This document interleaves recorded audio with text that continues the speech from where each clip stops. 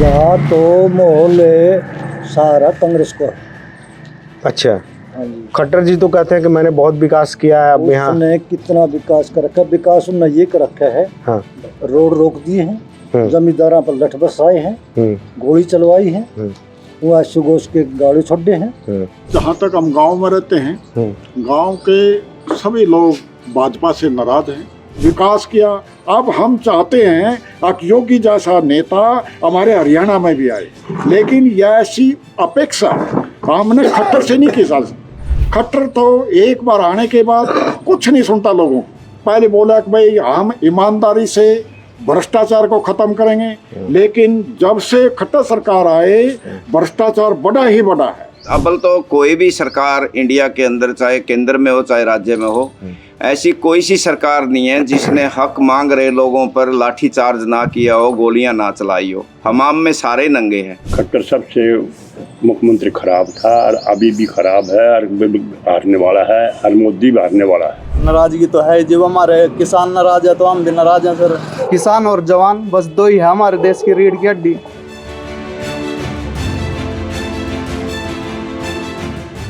दोस्तों नमस्कार, मैं हूं ओम प्रकाश और आप देख रहे हैं किसान तक। दोस्तों मैं इस वक्त हरियाणा के पानीपत में हूं। ये ज़िला पानीपत है लेकिन संसदीय क्षेत्र करनाल है, जहां से पूर्व सीएम मनोहर लाल खट्टर चुनाव में खड़े हैं। वो पूरे 9.5 साल तक हरियाणा के सीएम रहे। उसके बाद उनको बीजेपी नेतृत्व ने हटा करके सीएम की कुर्सी से हटा करके उन्हें लोकसभा चुनाव का में खड़ा कर दिया। लेकिन अब ये देखना है कि ये बहुत सुरक्षित सीट मानी जाती है करनाल बीजेपी के लिए, और पिछली बार काफ़ी बम्पर वोट से यहाँ पे भाटिया जी जीते थे। तो अब ये देखना कि यहाँ पे किस तरह के हालात हैं, क्या मनोहर लाल खट्टर की जीत की कोई संभावना दिख रही है या फिर एक इतिहास रचेगा, हरियाणा उनको हराएगा। इस मामले पे यहाँ के लोगों से हम बातचीत करेंगे। सबसे पहले तब क्या नाम है आपका? हवा सिंह जी, क्या माहौल लगता है आपको हरियाणा यहाँ का, करनाल का खास तौर पे? यहाँ तो माहौल सारा कांग्रेस को। अच्छा, हाँ जी। खट्टर जी तो कहते हैं कि मैंने बहुत विकास किया है। अब यहाँ उसने कितना विकास कर रखा है? विकास उन्होंने ये कर रखा है, हाँ रोड रोक दिए हैं, जमींदारों पर लठ बरसाए हैं, गोली चलवाई है, वहाँ सुगोश के गाड़ी छोड़े हैं। ईसा काम तो विदेश के लड़ाई हो जाओ है जो हथियार उरे चलाए, अपने देश में जो हथियार चला रहे हैं, ये तो काम होना नहीं चाहिए ना। तो किसानों के मुद्दे पे आपकी बहुत नाराजगी है इनसे? पूरी नाराजगी। मेरे पे नहीं होया तो दूसरे मेरे भैया होया तो है। सारे को रोड रोक दिए हैं, लठ बरसाए हैं, गोली चलाई है, आशुगोश के गोले छोड़े हैं, अंधे हो गए हैं, थोड़े मरे भी हैं हमारे भाई। जिसके मरे हैं उन्हें पता लग गया ना भी यह बित्ती के है। वो अपने देश में ऐसा तो नहीं होना चाहिए जो जितना विरोध दिए किसानात है, ये अपने देश वाला विरोध कर रही हैं। अपने देश में इतना विरोध तो नहीं होना चाहिए। उन्हें तो ये कहना था, आओ भाई बैठो अपनी समस्या सुनाओ, समस्या सुनकर उन राजी खुशी घर भेज दो। ये तो नहीं काम करे इनने तो पूरा विरोध अपनी ताकत दिखाई है पूरी। अब हमारे में इतनी ताकत, इतना विरोध तो कभी भी नहीं होया। जिस दिन का देश आज़ाद होया ईसा तो प्रधानमंत्री कोई आया ही नहीं। जितना नकम्मापन अपने देश में इन्होंने दिखा दिया। तो किसानों के मुद्दे पे आपकी खासी नाराजगी है। आपका क्या नाम है? मेरा नाम रमेश अहलावत है। अहलावत जी, क्या लगता है कि कैसा माहौल रहने वाला है? माहौल जहाँ तक हम गांव में रहते हैं, गांव के सभी लोग भाजपा से नाराज हैं। उसका कारण है भाई किसान का के खिलाफ एक ऐसा मुद्दा लाए जो अंबानी अडानी को देने का कार्य किया हमने, और इस पर लोगों ने विरोध किया। वहाँ पर दिल्ली जाकर भी अपना वो किया, इनको जाने नहीं दिया, इनकी कोई सुनवाई नहीं हुई। पहले जब इलेक्शन का टाइम आता है तब बोल देते हैं बोले हम सब हिंदू हैं, मुसलमान हिंदू की बात कर देते हैं, जबकि ऐसा कुछ नहीं है। और बाद में कहते हैं भाई किसान तो एक दुश्मन है। इन्होंने एक सैनी थे हमारे एमपी राजकुमार जी, उनको बुलवा दिया, बोला कि ये बंदर की औलाद है, ये डंडे से अच्छा कार्य करती है। तो इस तरह के बोलकर किसानों को नाराज किया है। किसानों के हित की कोई बात नहीं। पहले किसानों को उठाने के लिए बहुत वादे किए, लेकिन कुछ नहीं किया। अल्टीमेटली इन्होंने अपने व्यापारी वर्ग को उसको ही बढ़ाया है, जैसे अंबानी अडानी, इसके अलावा वही दिखाई देते हैं, बाकी किसान तो दिखाई नहीं देते। इसलिए लोग इन बातों से नाराज हैं। दूसरी बात, युवा जो वर्ग है उसको जैसे 2 करोड़ लोगों को हर साल रोजगार देने की बात हुई, तो उससे भी ये खरे नहीं उतरे। तीसरी बात, जितने भी अब नौकरी नहीं रही, क्योंकि जितने भी गवर्नमेंट उपक्रम थे वो सभी निजी हाथों में दे दिए। जो गुजरात से हैं अंबानी अडानी, सब उनको दे दिया, तो नौकरी ही नहीं रही। अब तो क्या है, हमें उनकी नौकरी करनी पड़ेगी। दूसरा, हमारे को मल्लम लगाने के लिए 5 किलो अनाज देना शुरू कर दिया। हमारी एजुकेशन, हमारे रोजगार, वो सब छीन लिए। अगर कोई विरोध करता है तो उसको कानून ऐसा दिखाते हैं, बोले कि आपको ईडी और आपको जेल के सलाखों में भेज दे। हमारा बोलने का हक भी छीन लिया। पहले हम जब भी कोई हमारे को तकलीफ होती थी तो हम सरकार को फरियाद करते थे, वो हमारी सुनते थे। आज हमारी बात कोई नहीं सुनता, और सारा का सारा अब क्या है कि हमारे ऊपर भयभीत बढ़ा दिया, डर पैदा कर दिया। हम अपने विचार नहीं रखते, इसलिए सारा गांव इस बात से खपा है कि सरकार को अब मौका आया, अब हम इसको बदलेंगे, ऐसा हमें महसूस रहा। लेकिन जैसे हमारा अपने खट्टर साहब है, मुख्यमंत्री हैं, वो भी एक खरे नहीं उतरे। उसका कारण रहा, अब जैसे यूपी के अंदर योगी है, उन्होंने वहाँ पर बहुत बुरा हाल था यूपी के अंदर। उन्होंने सभी पर, बदमाशों पर नकेल कस के रोड बनाए, विकास किया। अब हम चाहते हैं कि योगी जैसा नेता हमारे हरियाणा में भी आए, लेकिन यह ऐसी अपेक्षा हमने खट्टर से नहीं की।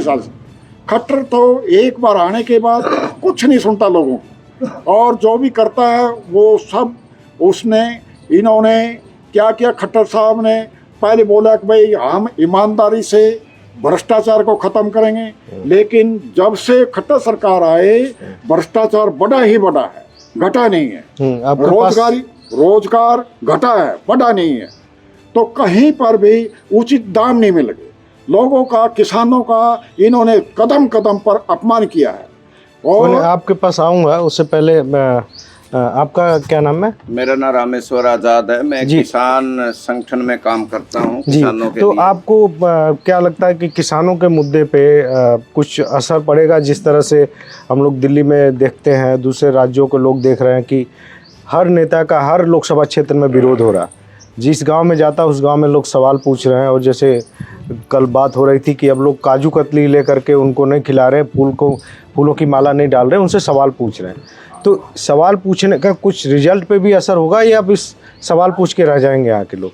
देखिए, किसान होने के नाते हम लोग पिछले काफ़ी समय से, जब से ये बीजेपी शासन आया हुआ, अव्वल तो कोई भी सरकार इंडिया के अंदर, चाहे केंद्र में हो चाहे राज्य में हो, ऐसी कोई सी सरकार नहीं है जिसने हक मांग रहे लोगों पर लाठीचार्ज ना किया हो, गोलियां ना चलाई हो। हमाम में सारे नंगे हैं।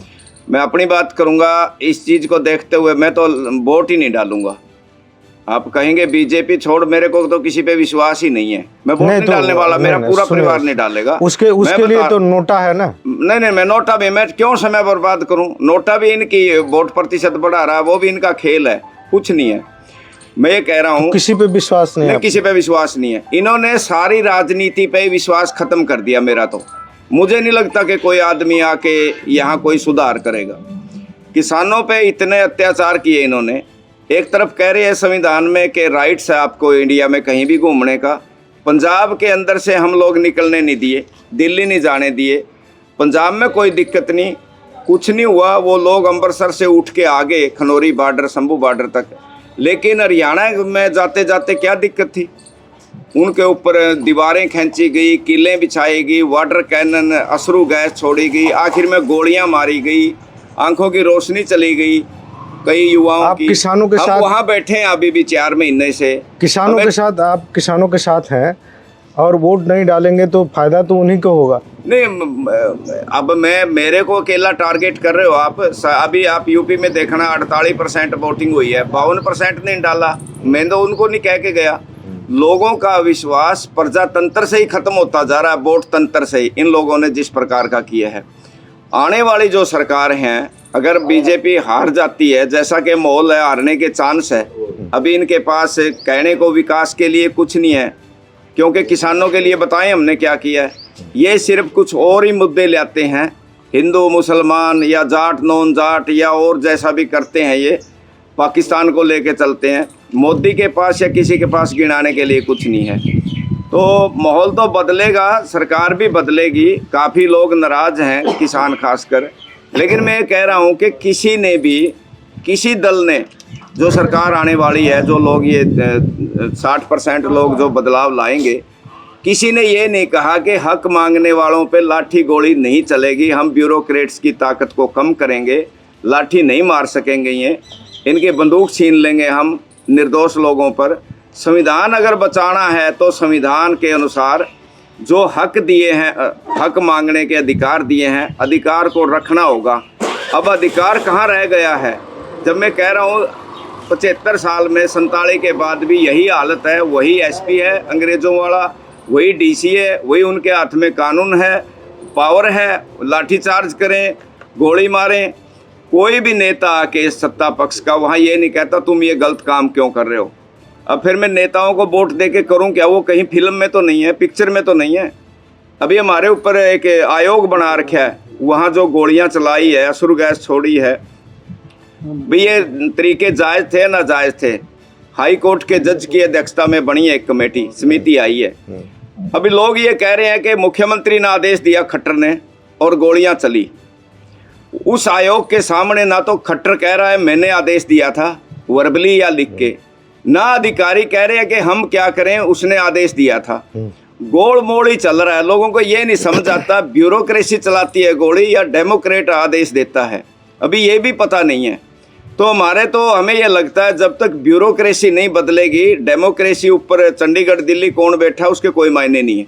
बदलाव यहाँ होना चाहिए। सबसे पहले हमें हक मांगने की आज़ादी हो, फिर हम आगे कुछ बढ़ सकते हैं। हमारा कितना नुकसान होया, गाड़ियाँ चढ़ा दी गई है लखीमपुर खीरी पे, किसानों पे रोन दिए है टेनी मिश्रा ने, और उन्हीं को टिकट भी दे दिया है बीजेपी ने। अब बीजेपी को वोट दें क्या हम? उसका विरोध नहीं करें क्या? हम नहीं तो बीजेपी को नहीं, बीजेपी की बजाय दूसरे को दे दीजिए। नहीं, कौन मना कर रहा है? उन्होंने कब कहा है हमने गोली चलाएंगे? मैं अपनी बात कर रहा हूं। कांग्रेस भी आएगी तो यही काम करेगी, आपको ऐसा लगता है? सारे किसान नाराज हैं, वो बीजेपी को वोट नहीं देंगे। मैं अपनी बात कर रहा हूं अकेले की, कि मुझे कम से कम अकेले की, मेरी अकेले की राय है, मुझे नहीं लगता कि कोई हमारे ऊपर से ये लाठी, ये गोली या शुरू गैस ये हटा लेंगे। बाकी लोग नाराज हैं, देख रहे हैं। हमारी भी जो किसानों का संगठन है उसने कहा कि सवाल करें, सबसे पूछें कि हमारे ऊपर गोली क्यों चलाई, हमारे ऊपर असुर गैस क्यों चलाई, दिल्ली जाने से क्यों रोका, 750 किसान शहीद हुए, क्यों हुए? सांसद अपने अपने हिसाब से जवाब दे रहे हैं। उनमें से ज़्यादातर जवाब यह है कि मेरे बस की बात नहीं। जो हाई कमांड है, मिन खट्टर या मोदी जो भी उनके हेड है, वो ये निर्णय लेते हैं। हम कुछ नहीं इसमें कर सकते। उन्होंने बेचारगी महसूस करी है। अब बताइए, अगर दूसरे प्रतिनिधि को मैं जिताऊंगा, मेरी वोट आप गिराना चाहते हो, उसने भी कोई वायदा नहीं किया कि मैं भूमिका में हूँगा, मैं प्रधानमंत्री की या मुख्यमंत्री की बाँह पकड़ लूँगा, या जहाँ गोलियाँ चलेगी, हक मांग रहे लोगों पे, किसानों पे, मैं आगे खड़ा हो जाऊँगा, पहले गोली मेरी छाती पे लगेगी। ऐसा कोई आदमी मेरे को, आप पत्रकार हो, दोनों से नाराजगी है आपकी? नहीं, सिस्टम से ही नाराज हूँ मैं। पार्टी से, विपक्ष की पार्टी से नाराज नहीं है, सिस्टम से नाराज हूँ। तो तब आपका क्या नाम है? जिले सिंह। सिंह साहब, आप ये बताइए कि करनाल का क्या हाल है? करनाल का बहुत बुरा हाल है। खट्टर साहब, खट्टर जो पूर्व सीएम खट्टर हारने वाला है। हारने वाले? हाँ, और बुद्धि राजा जीतने वाला है कांग्रेस की। खट्टर हारने वाले हैं कि बीजेपी तो कह रही कि नहीं, ये तो बहुत मजबूत कैंडिडेट है, 9.5 साल तक बहुत सेवा की है इन्होंने खट्टर सब हरियाणा की। खट्टर सबसे मुख्यमंत्री खराब था और अभी भी खराब है, और हारने वाला है, और मोदी भी हारने वाला है। किसान विरोधी है, किसानों के बारे में कोई नहीं सोच रही है। इनको MSP देना है, क्या करना है। हमारे ऊपर अत्याचार करने लग रही हैं। खट्टर से क्यों इतनी नाराजगी है? खट ने कुछ काम में नहीं किया तो वो तो कह रहा कि 9.5 साल तक हमने बड़ी सेवा की है। अपने करनाल बैठे बैठे सेवा करी हुई, हमने क्या मालूम है? गाँव में कोई विकास नहीं हो रहा, गांव में कोई विकास नहीं, गांव में कोई आमदनी, कोई अमल आमदनी, कोई पूछता ही नहीं है। 10-10 साल से लैट्रिन बाथरूम नहीं बने हमारे चौपारा के अंदर है। क्या सरकार देख नहीं रही है? ना पानी का साधन है। 6 चौपार तो हमारे बाकी हैं, जो कश्यप चौपार है, आल है, उन आज तक पानी की सुविधा नहीं, लैट्रिन बाथरूम की सुविधा नहीं। 10-10 साल से बने हुए हैं, कोई काम नहीं हो रहा, सब पैसा खाने वाले अधिकारी हैं। आपका क्या नाम? खड़क सिंह।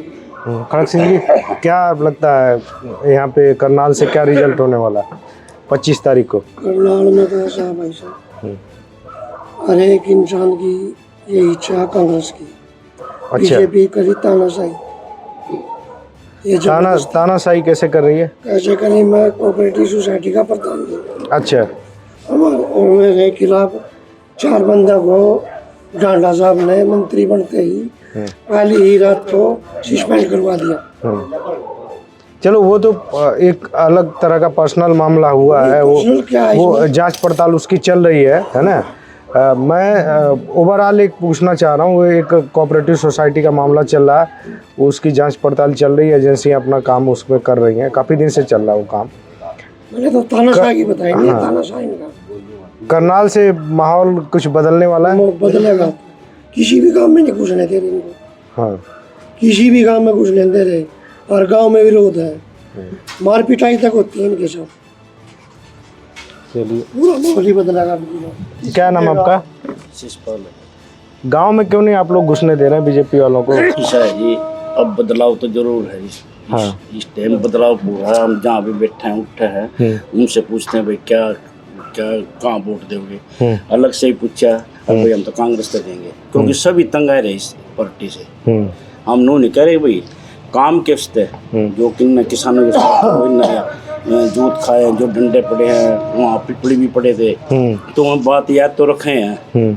तो किसान ये सरपंच भी पिटे थे, तो सभी सरपंच वहाँ करनाल इकट्ठे हुए थे, बोले खट्टर को गांव में बढ़ने मत देना, वहाँ डंडे पड़े। सरपंचों ने भी ठान रखा है कि नहीं बढ़ने देना? हाँ बिल्कुल, सरपंच ने, उनकी मीटिंग हुई है, तो इसलिए बदलाव जरूरी है। बदलाव चाहते हैं? हाँ बदलाव चाहते।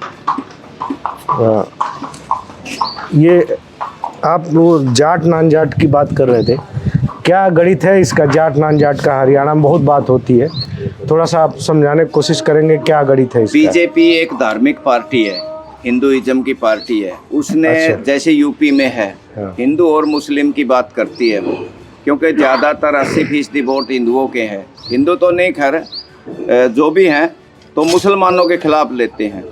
यहाँ मुसलमान थोड़ी मात्रा में हैं। मुसलमान कोई मुद्दा चला नहीं, काफ़ी सालों से 30-40 साल हरियाणा में नहीं चला। इन्होंने फिर यहाँ एक मुद्दा लेकर आए, जाट नॉन जाट का। नॉन जाट क्या होता है? जाट के अलावा जितनी भी जातियां हैं उनको नॉन जाट कहा गया। तो उनको जाटों के खिलाफ भड़काया इन्होंने। उस माहौल का फायदा उठा के वो लोग जो कांग्रेस को वोट देते थे, लोकदल को वोट देते थे, वो इनके साथ हो गए, इनके बहकावे में। सिर्फ और सिर्फ ये एक ही बात करते हैं, हम जाटों को जीने नहीं देंगे। जैसे यूपी में कहते हैं मुसलमानों को जीने नहीं देंगे, पाकिस्तान में भेज देंगे। अब जाटों को कह रहे हैं खालिस्तान में भेज देंगे, यहाँ से देश से निकाल देंगे। उन लोगों को खुश करते हैं थोड़ा सा, जबकि अब की बार ये मुद्दा चलने वाला नहीं है इनका। ना तो ये विकास की बात करते हैं, ना ये वो बात भी नहीं कर रहे हैं। अभी ये गाँव में लोग इनको घुसने नहीं दे रहे हैं कहीं भी। दूसरे लोग भी इनको बुला नहीं रहे हैं, जिन्होंने इनको चाय पानी पिलाना था, अपना प्रोग्राम रखते थे।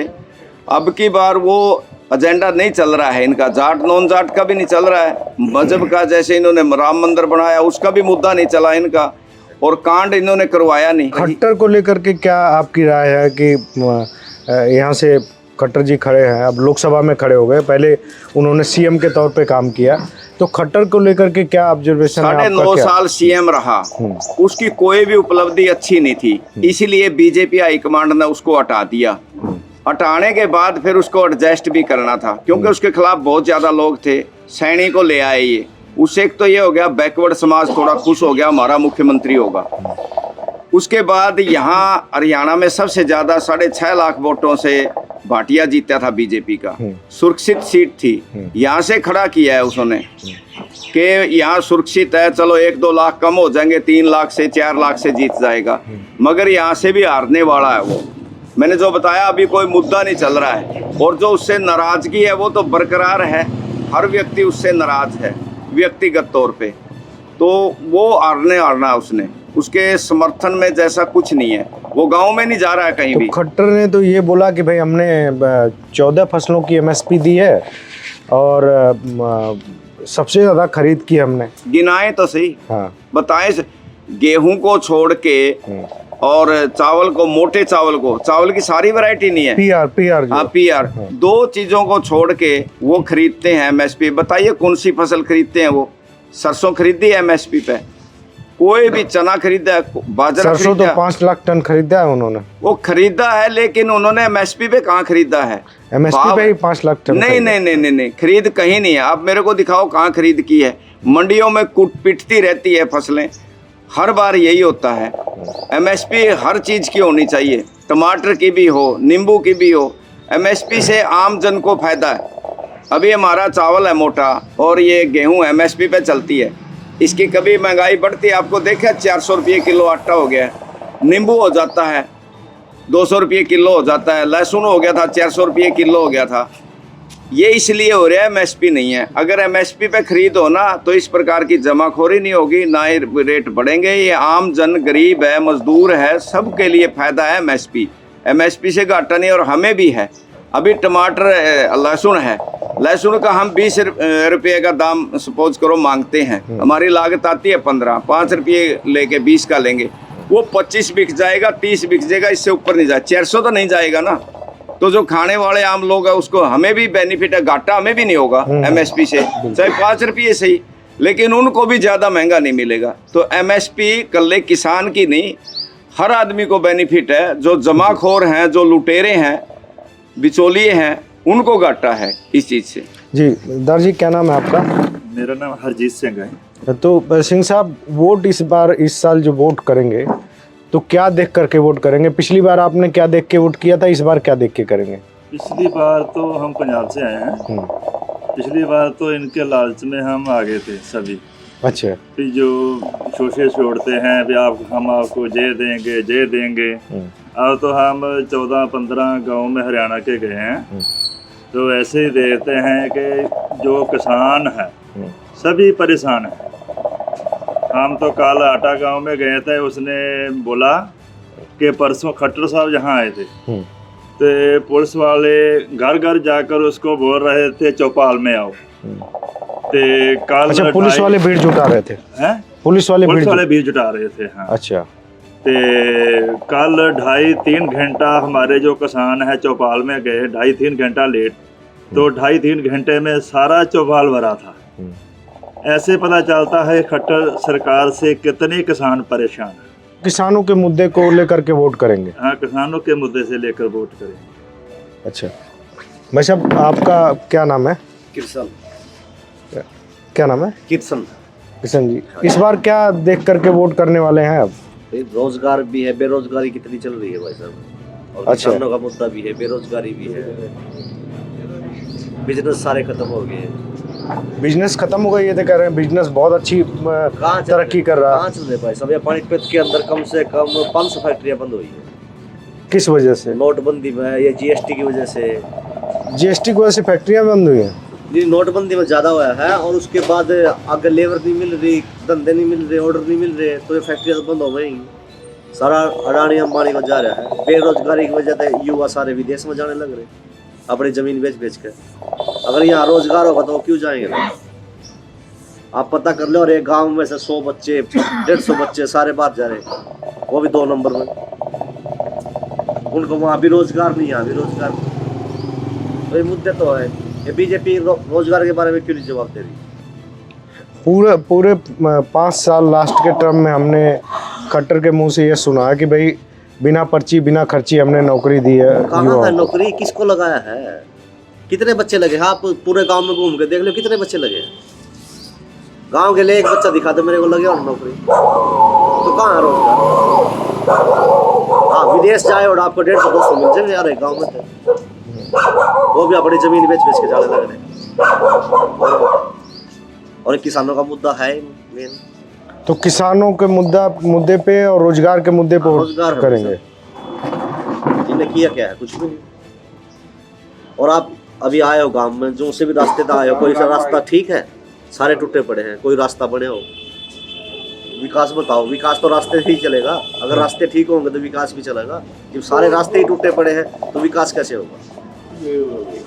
ये देखो, और बेरोजगारी तो बहुत ज्यादा है। क्या नाम है भाई साहब? जी मेरा नाम इरफान है जी। इरफान जी, क्या रहेगा इस बार करनाल का? जी देखो, जैसा माहौल चल रहा है उसके हिसाब से तो कांग्रेस पार्टी का ही है जोर। कांग्रेस का जोर है जी। और जो जैसे देख रहे हैं जी, जैसे किसानों के साथ अत्याचार हो रहे हैं, बेरोजगारी है, युवा वैसे ही फिर रहे हैं। पढ़ लिख के क्या फ़ायदा है सर, ये बताओ? इससे बढ़िया तो जो दिहाड़ी मजदूरी करनी है बच्चों को तो पहले ही लग जाएंगे। कितनी पढ़ाई की आपने? मैंने ग्रेजुएशन की है सर। अच्छा, तो अभी जॉब मिली कि नहीं मिली? अभी तक तो कुछ नहीं मिला जी सर। अभी तो धक्के खा रहे हैं, अपना चिनाई का काम करते हैं, अपना वो कर रहे हैं फिलहाल। तो जब मिलेगी देखी जाएगी। और तो रोजगार का मुद्दा आपका ज्यादा बड़ा है? जी ज़्यादा पड़ा हुआ है रोजगार का। हमारे गांव से विदेश जा रहे ये खट्टर पूरे 5 साल मैंने सुना कि बिना पर्ची बिना खर्ची के नौकरी दे रहे हैं। सर ये तो देखो जैसा माहौल हो रहा है वैसे तो देख रहे हैं कि बच्चे कितने लग रहे हैं कितने नहीं लग रहे हैं। कुछ लग भी रहे हैं, कुछ रह भी रहे हैं बेचारे। जिन्होंने कोशिश की है लग भी रहे हैं, नहीं रह भी रहे हैं सर काफ़ी बच्चे। लेकिन खट्टर से आपकी नाराजगी है? ये तो सर सरकार आती जाती रहती है, नाराजगी तो है। जब हमारे किसान नाराज है तो हम भी नाराज हैं सर। किसान बड़ा मुद्दा है जी, किसान बड़ा मुद्दा है सर। हमारी रीढ़ की हड्डी यही है सर। हाँ। किसान और जवान अगर यही दिक्कत में होंगे तो फिर हमारी रीढ़ की हड्डी कहाँ रहेगी सर? रीढ़ की हड्डी तो यही है देश की, यही चला रहे हैं देश को। अगर यही इनका साथ नहीं देंगे तो बताओ किसका साथ देंगे सर? किसान और जवान बस दो ही है हमारे देश की रीढ़ की हड्डी। नेता क्या, नेता तो पार्टी बदलते रहते हैं, उसमें नहीं इसमें चले जाएंगे। आप देख रहे हो कुछ नेता बीजेपी के थे में कांग्रेस में चले गए, कुछ कांग्रेस के थे में बीजेपी में चले गए। ये तो बदलते रहते हैं सर। लेकिन हमारे किसान और जवान कभी नहीं बदलते सर। जो अधिकारी होते हैं सर, मैं अपना कर्तव्य बेखूबी निभाते हैं जी, अच्छी तरह निभाते हैं सर। तो ये हमारे किसान और जवान है सर, देश की रीढ़ की हड्डी। आप बता रहे थे कांग्रेस के लिए, कांग्रेस के शासन में हमने देखा है कि मारुति कांड हुआ, होंडा कांड हुआ। जिस बर्बरता से कांग्रेस के शासन में पिटाई हुई थी उसी बर्बरता से बीजेपी के शासन में पिटाई हुई है। तो दोनों में अंतर क्या रह गया? ऐसा है जो भाजपा में हुआ, भाजपा में मतलब जाति पाति का विरोध करके किस मतलब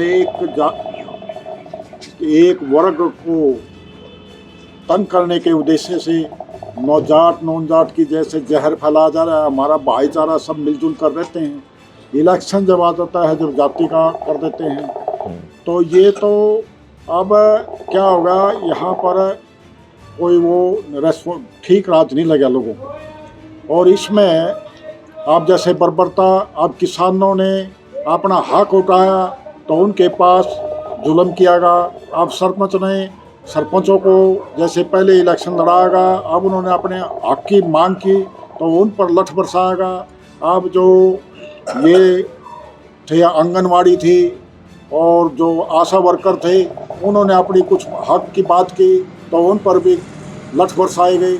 तो मेरा कहने का मतलब ये था कि जनता के ऊपर, जनता के बलबूते पर ही बनते हैं, जनता का ही इन्होंने विरोध किया है, जनता के इनको दबाने की आवाज़ को दबाने की कोशिश की है, इसलिए लोग इनसे नाराज हैं। और कांग्रेस में जितना भ्रष्टाचार था उससे 2 गुना भ्रष्टाचार। आज हम किसी भी नगर पालिका में जाएं, कोई भी किसी प्रकार का अदालत में जाएं या कहीं भी गवर्नमेंट मशीनरी में काम करवाते हैं तो वहाँ पर 3 गुना रिश्वत ज़्यादा देनी पड़ती है। उन्होंने उन्होंने जबकि इन्होंने ये कहा था कि भाई भ्रष्टाचार पर लगाम लगाएंगे, लेकिन कोई ऐसा नज़र नहीं आया देखने में। तो अब चाहते हैं कि भाई लोग इसको सरकार को ही बदलें, शायद उनसे ज़्यादा बेटर सर्विस हमें मिलेगी। दोस्तों, ये करनाल से हम लोगों ने लोगों की राय ली। ज़्यादातर लोग जो है मनोहर लाल खट्टर से नाराज़ नज़र आ रहे हैं, और वो नाराज़ इसलिए नज़र आ रहे हैं कि 9.5 साल के दौरान उन्होंने ख़ास तौर पे किसानों को जिस तरह से टारगेट किया, कहते रहे कि हम किसान के समर्थक हैं, किसानों के लिए हमने काम किया, लेकिन एक्चुअल में जिस तरह से लाठीचार्ज हुई, चाहे कुरुक्षेत्र में हो, चाहे दिल्ली जाने से रोका गया, उसको लेकर के किसान काफ़ी नाराज़ हैं। तो फिलहाल अगली कड़ी में फिर किसी और लोकसभा क्षेत्र में हम मिलेंगे, तब तक के लिए धन्यवाद। अगर ये वीडियो आपको पसंद आया है तो इसे लाइक ज़रूर करें। अगर चैनल अभी तक सब्सक्राइब नहीं किया है तो कर लें, और नोटिफिकेशन पाने के लिए बेल आइकन भी दबा दें।